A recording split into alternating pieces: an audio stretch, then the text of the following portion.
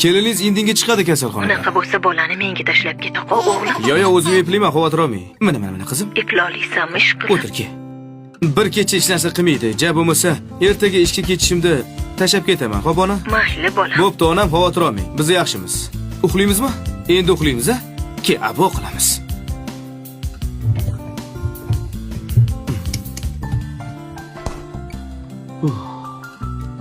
Qatana bo'lsa-da endi buni.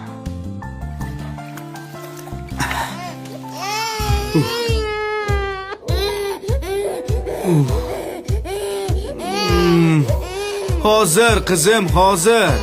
Abbo. Bo'ldi, uxlagin qizim, ertalab ishga borishim kerak.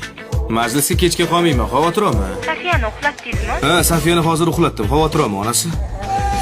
Voy! Bo'pti, qizimiz uyg'ondi. To'xta. Yo, bo'ldi. Bo'ldi, abo qilamiz, qizim, bo'ldi, to'xta, abo qil. Iltimos, ishga borishim kerak, uxlagin.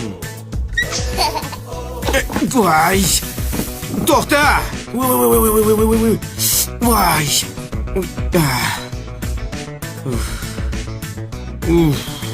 Jim. Yaxshiyam. Shuni kiyg'izish oson. Mana bo'ldi.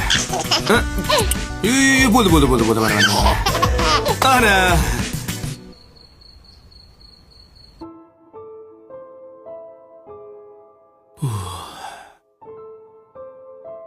Xulada.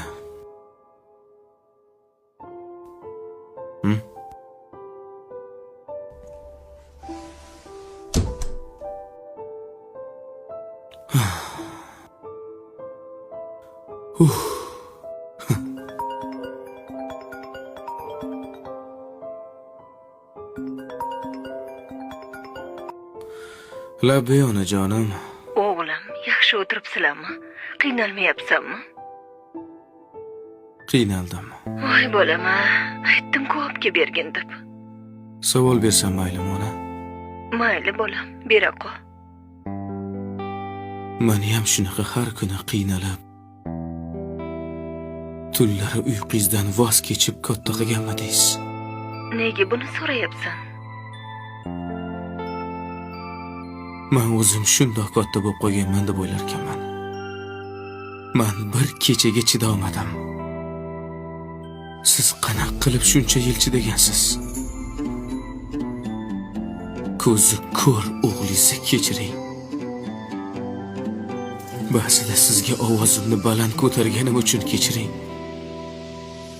Bunga hech ham haqqim yo'qligini bilmaganim uchun kechiring. Rahmat sizga. Men sizni juda ham yaxshi ko'raman.